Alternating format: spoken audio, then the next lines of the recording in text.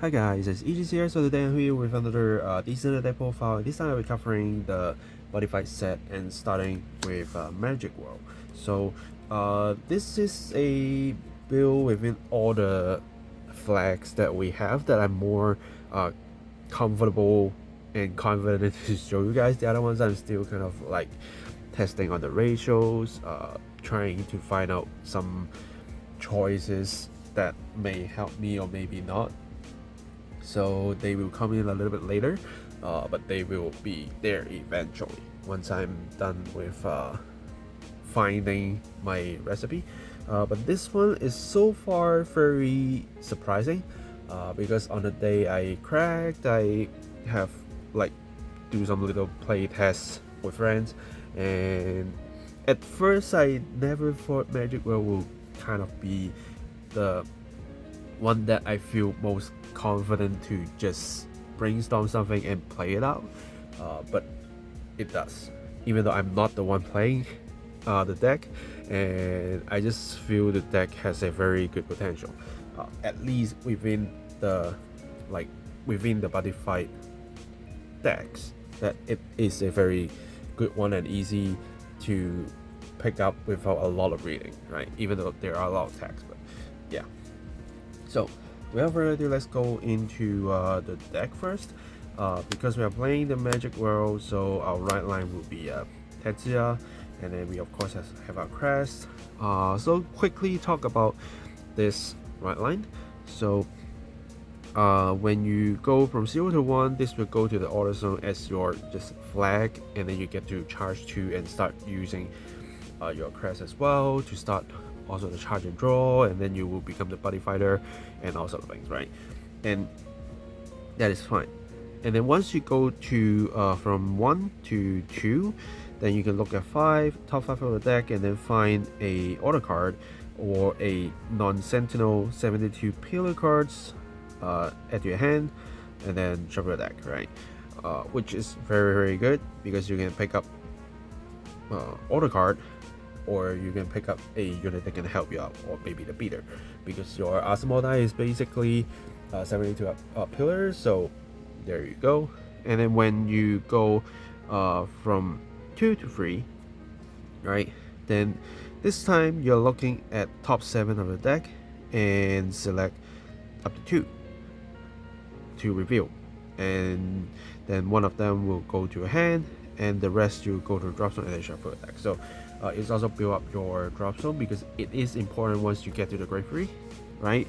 So for the grave 3 on right, you can first grab a normal order or set order from the drop and add it to your hand. So you can immediately use something that you dropped before, or maybe something that you already used before that you can reuse them again, and you do your personal writing, you can still do these effects, and then you can just recycle some of the stuff that you have been using. So it's a very simple but very good skill, right? And then for each of your turn, you can play 2 orders, and unfortunately you cannot play the same order twice, but you have a chance to actually play 2 orders. So which in this build may be a little bit restraint to you, because I'm more focusing on the cards that you can use in the set. I will tell you something that you can just change to make it better with the generic stuff from actual standard. But if you are just cracking this set and want to play with this deck, everything in here is within the set, so you don't need to worry about that. Okay, so having a chance to play 2 different list orders, having a chance to play normal order and set order during your turn is great, because it is very important to kind of play 2 orders once you're starting to be your gravery, and we will see about that very soon. And then it also got a on attack skill or Vanguard circle. You can normally you kind of +1 to call a non-sentinel grade 172 pillars when this card attacks. So it basically gives you another chance to do attack, even if it's grade 1, but you have a lot of chances to pump their power up, so it doesn't worry you too much. But if your opponent's is graveyard or higher, instead of paying the counter +1, you can choose 2 cards from your drop zone that is not Sentinel and with 72 pillars. It doesn't say unit, it doesn't say order, so as long as it fits the 72 pillar, you can put 2 of them to the bottom of the deck, and instead of calling 1 unit that you usually do with paying the counter blast, you can actually call 2. So you can basically build a grade 1 and grade 1 attack column to be your attack. Right, that's your 4th attack. Assuming everything you see right here and just play it normally. But we also have our buddy card, right? And our buddy is the second Demon Lord Asmodai. So of course I choose the buddy rare to represent it because I did pull it. I did pull every single one. So you can use the buddy call to counter charge, and because it stays in your riot deck, so you are guaranteed to be able to call this card. And it's just like the usual Omnilord that you only need 1.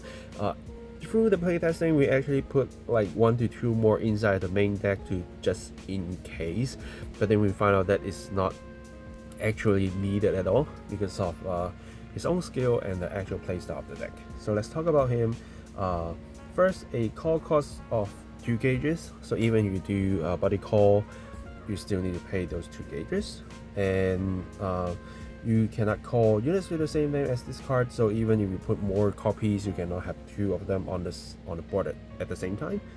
Of course, 3 or more is not allowed, so you can only have 1 of the Omnilord. And then if you have a Graveyard Higher Vanguard with that in this card, then you will get plus 10k power as a continuous skill. So during your opponent's turn, it's also a 23k, which is not easy to take down.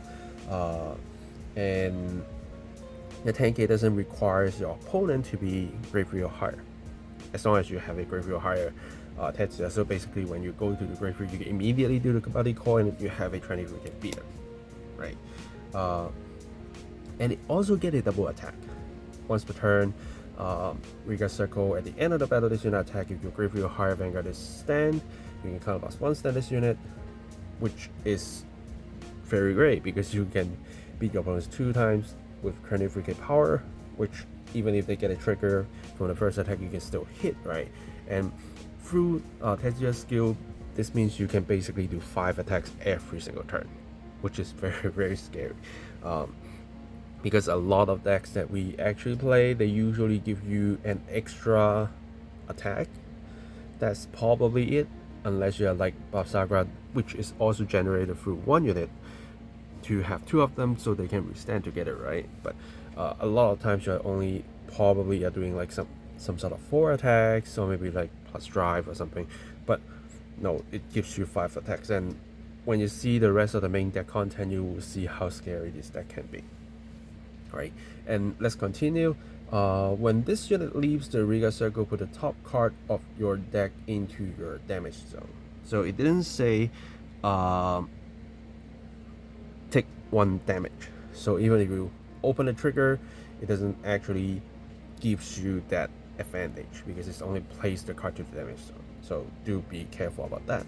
And during your opponent's turn, when this unit will leave the Riga Circle, you may discard a card from your hand. If you do, leave this unit on Riga Circle. So this is a different level of protection similar to Soul Guard, right?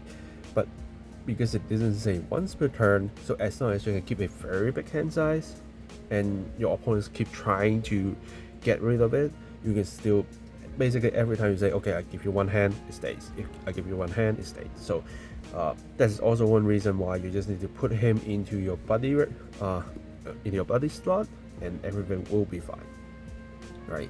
And then it's also get another skill. At the end of the battle, this unit is attacked by a Regard, retire the unit that attacked this unit. So even if they are so brave enough to build something that is 23k plus to hit you, they will die afterwards. So it's just so good. So it's basically a buddy monster that never leaves, plus 10k on itself, attack your opponents 2 times, and also for whatever that attacks it, they will die. So it's not as scary as how it is in body fight, because his attack power is very strong. Basically nothing can defeat him, but I think we need to make it fair in Vanguard and not make some crazy numbers, right? So that's why we have that. But it is a very good buddy, and actually one of your win con with Tetsuya's skill to generate 5 attacks every single turn. Right, so let's go into the main deck. First, we do need the person right, even though we're doing 5 attacks every turn. Tetsuya himself doesn't get any sort of buff, so you do need the person right to actually get the buff, not only to make your Riga stronger and also make your Vanguard stronger, right? So just that simple. And then I have 2 of the dancing Asmodai in case I want to draw, and it's a 72 pillar card, so it is going to help you out from time to time.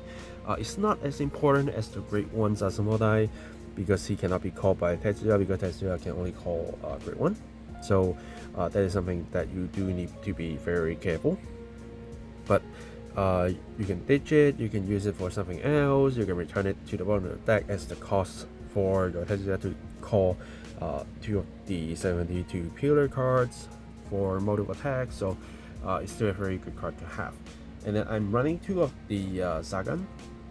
So Sagan, when it plays on Riga Circle until end of turn, the next time you play any order, the cost will be reduced by 1 gauge, which is very important because you do want to save your gauge.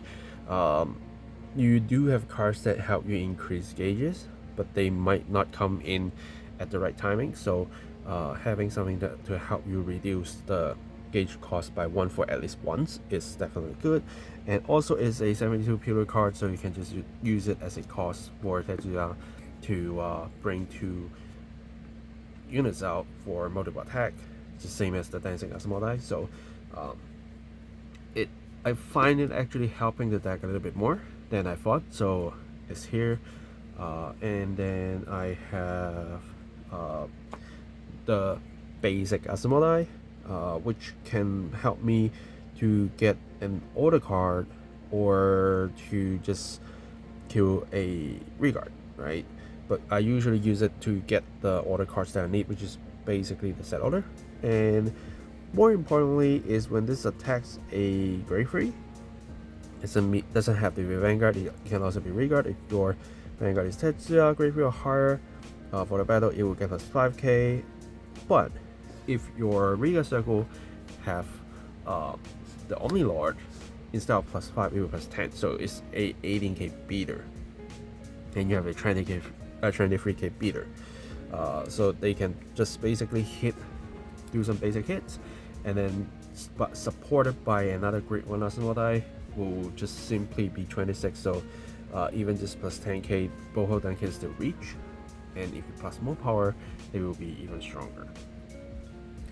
And then we have the play games Asmodai to mainly help you increase gauges on plays, because you can put a Asmodai in your drop zone, which also includes the dancing Asmodai, to your gauge zone. So which is going to help you a lot for real reasons. And if it intercepts, then it will get +5k shield if you have a Tetsuya Vanguard, which you will have, so it doesn't matter. And then we have the duplication Asmodai as well to help you switch into the Asmodais that you need. But it is here mainly to increase your counts on Asmodai and 72 pillars. That's probably just that. And then we have the builder here, which you can on place pay 1 gauge and then find a set order add to your hand, which is very important because this deck do requires you to play the set order every single turn, because you have 2 order chances. They have to be different name, but you can play a normal, you can play a set order, so which will be your usual pick. So there you go. And then for PGs, I'm using 2 of the unit PGs and 2 of the Solomon Shield, which is a placeholder. Unfortunately, we can not use both of them at the same turn, so that means you can only use the Solomon Shield only once per turn, no matter what. And if your opponents keep hitting you hard, you cannot do these PGs 2 times. Then you do need to rely on the unit PG, which is why I'm not making it a 4 of the placeholder, because that will mean I can only do PG every single turn. I do want to keep myself some flexibility, and there you go with the unit PGs. And then we have the Noisy Dancing Room, which is your set order, which is also a key win con of the deck. The skill is, if your Vanguard is a Tetsuya Grade 3 or higher Vanguard, your front row 72 pillars will get intercept and be able to plus 5k. So this Asamo die will be a 23 by itself, your body Asamo die will be 28 by itself, and it can stack. So the more you play, the more 5ks that you get. If you put all 4 of them on there, it's a plus 20 to your front row. So this will be a 43k without personal ride. Right? And this will be a 38 without personal ride, which is very, very scary, which you usually won't get that far. You might get into 2 or 3 of the set orders, but that also making a very huge difference. It's kind of playing a stride deck without a buff to your Vanguard, because your Vanguard is not 72 pillars. But if you also on top of that adding personal ride, that means your reguards are hitting your opponents very, very, very hard with 5 attacks total, with one of them being your Vanguard attack. So it's scary. It's, to me, I think it's a must for using 4, not only for the rates that you can actually get it, and you have so many searches to actually get there. You have this to search, you have this to search, right? And even if it gets to your hand, you can still pick it up with your Grade 3 Tetsuya, so definitely worth it. And then we have, of course, our nice one, a Pot of Greed to draw 2 by 1 gauge, and more importantly, it is only a Grade 1 order. So like, since you start your game, you can already do the draw 2, and you can keep doing it as long as you have a way to get it back, and you have so many ways to actually get them to your hand. And even just the Tetsuya can get you the nice one back to your hand. So it's just so amazing to just draw extra 2 cards every single turn and keep your hand size to like 10 or 11, and then also do 5 attacks without a lot of pressure. So this is definitely a must-have card as well for you. And again, we have chances to play 2 orders every single turn, then why not just maximize the benefit, right? And then this one is the increased gauges, but then you do need to have 2 or more 72 pillars regress, which is easy, but you have to put up to 3 72 pillar cards from the drop zone to your gauge. So it's not easy, but then it can really sometimes help you out without like having a lot of trouble when you are not having gauges, or having a lot of units, 72 pillar cards basically in the drop zone, and when you have something on the board, because you guarantee to have 1, and then what you need is just another 1, and then you have a lot of them for whatever reason, then you can at least increase the gauges and then do your stuff, because it sometimes happens, and I think it can actually help you out, right? And then we also have our final ultimate card, which is able to help you chase a little bit of damage if you need to. 1 is enough. I tried it for 2, but then well, it's still a normal order card, so you can still somehow get it back.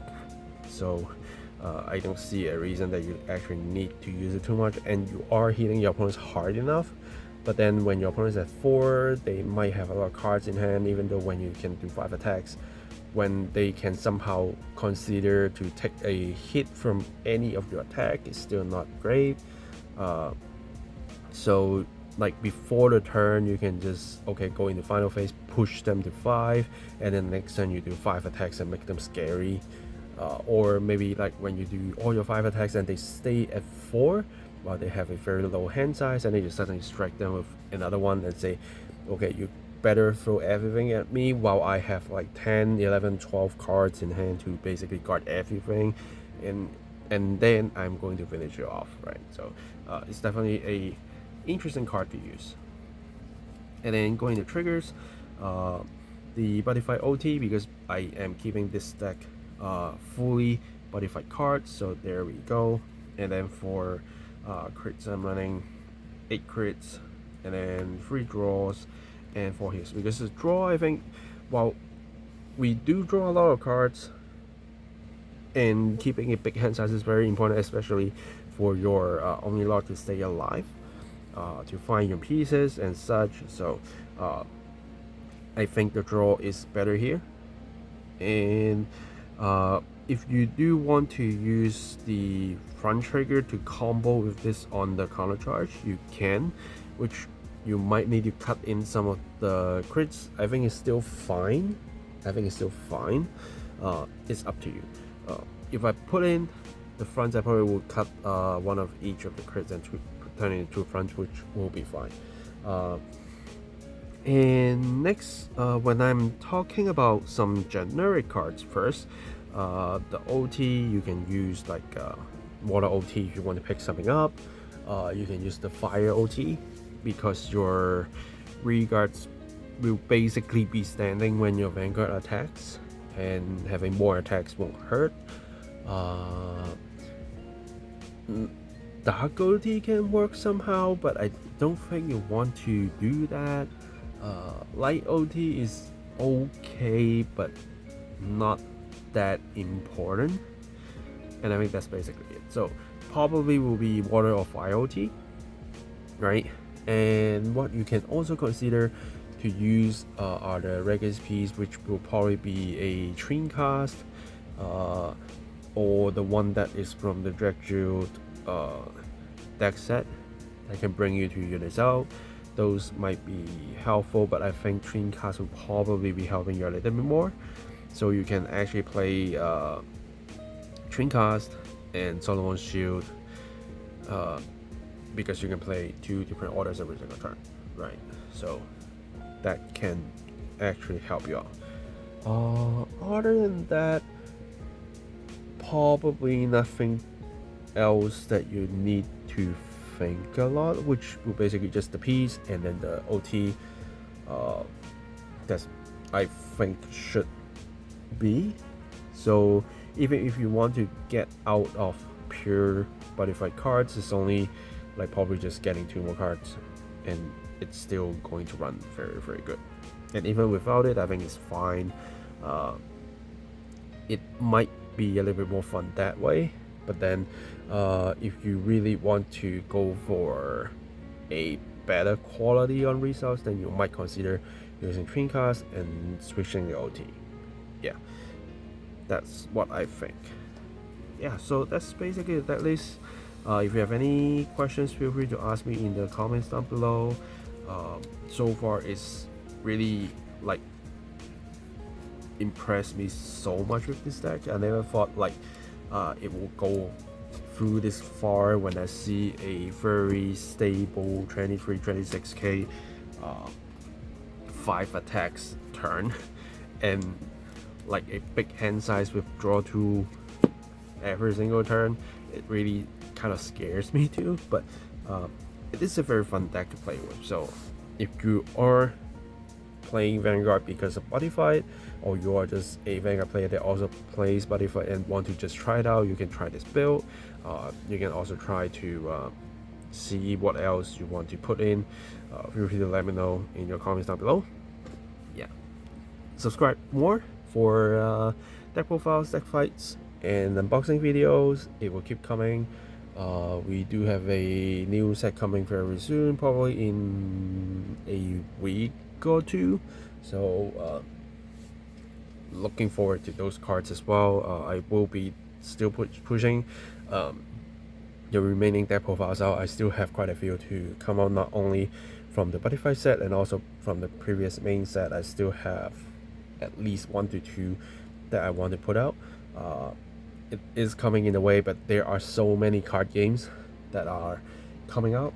Last week we have this, we have Gundam TCG, and then I'm also worked on a Godzilla card game deck profile, and upcoming we have Ultraman coming as well. So this will be busy weeks, but I will be pushing up content for different card games, and just give me a little bit of time to work them out one by one. So here you are with Asmodai, and there will be more of the butterfly decks that is coming out. Probably the next one will be the Dragon Eye, and then we will see what's next. Yeah, so I think that's it for this video. Thanks for watching, guys, and I will see you guys in the next video. Signing off.